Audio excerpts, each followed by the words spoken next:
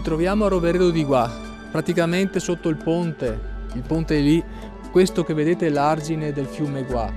Parlando di Guà possono venire in mente le terre del Guà, che poi diventano terra del Frassine, cioè quei terreni agricoli caratterizzati da una dotazione particolare, soprattutto di argilla, quindi da qualità agronomiche che possono conferire delle caratteristiche di cui già abbiamo parlato a proposito di radicchio.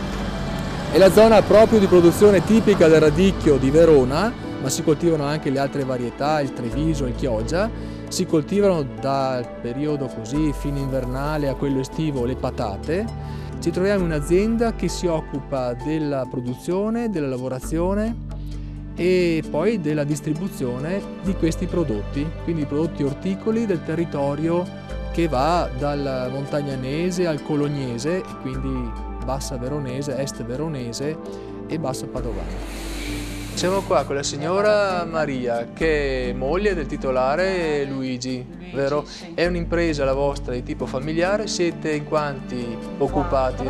In 4. Marito e moglie e i figli. Quello che voi lavorate sono prodotti orticoli, sono prodotti del territorio, tipici? Qua della nostra zona. Siamo a Roveredo di Guà e quindi terre del Guà sono le terre del radicchio, della patata soprattutto, però poi ci sono anche altri prodotti a seconda della stagione. Adesso comincia a mettere giù anche delle zucchine, meloni, asparagi. E voi vi occupate sia di produzione perché avete anche aziende vostre, Sì, abbiamo aziende agricole. poi però lavorate, raccogliete, lavorate e distribuite anche prodotti di altri produttori della zona. Sì, abbiamo i contadini che conferisce la merce in magazzino e dopo facciamo la lavorazione.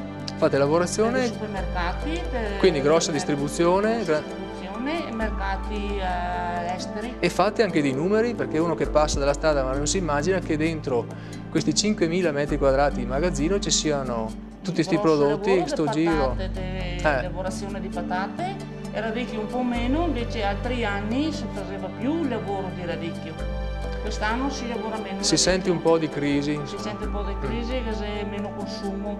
La domanda di patate è superiore a quello che voi riuscite poi localmente a produrre, per cui siete costretti a importarne una quota anche da altri paesi, Perché dopo un certo momento la quota che si conferisce dai contadini delle zone si finisce e bisogna andare a comprare in Francia e in Germania. Ecco, quindi fate importazione ed esportazione poi del prodotto finito, lavorato per la grande distribuzione o per i mercati. Il radicchio, le 3 varietà che vanno per la maggiore nel nostro territorio sono il Treviso, però il Verona e il Chioggia. Il Chioggia perché si fa estero e il Chioggia è più, diciamo, a maggior mercato, maggior richiesta. Perché lo consuma la quarta gamma da mettere sulle bustine.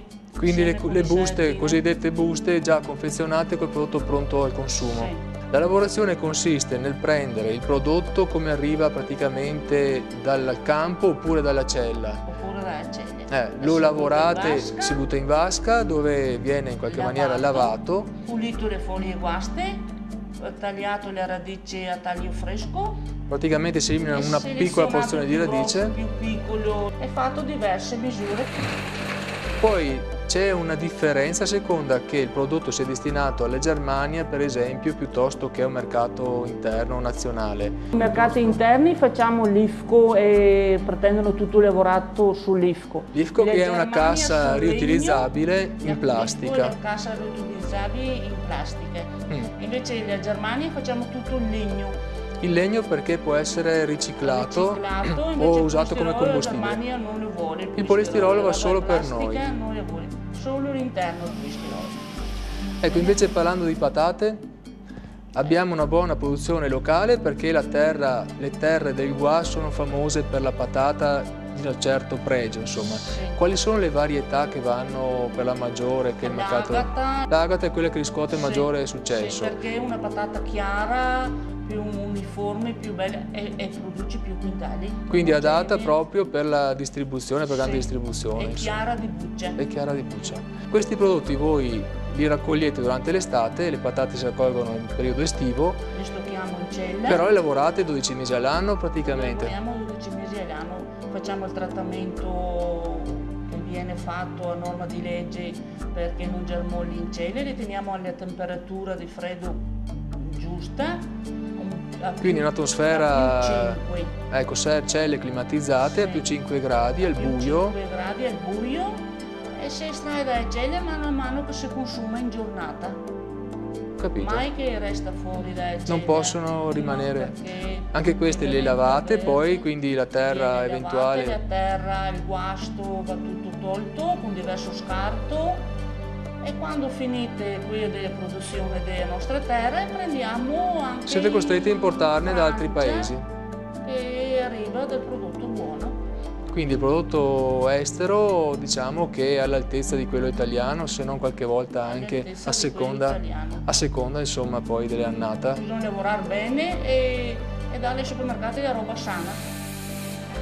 Come numeri, mi parlavate di cifre insomma importanti per quanto riguarda la patata? Facciamo diversi sui 50.000 quintali che prendiamo dai contadini nostri qua, e dopo conforme che va al mercato si prende e si aggiunge dai mercati esteri.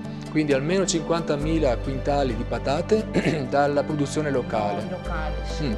Più almeno altrettanti? Altrettanti se va bene, a seconda della richiesta dei mercati. Per quanto riguarda la grande distribuzione, diciamo locale, ma anche non solo locale, qua ho visto un bel via vai di tir.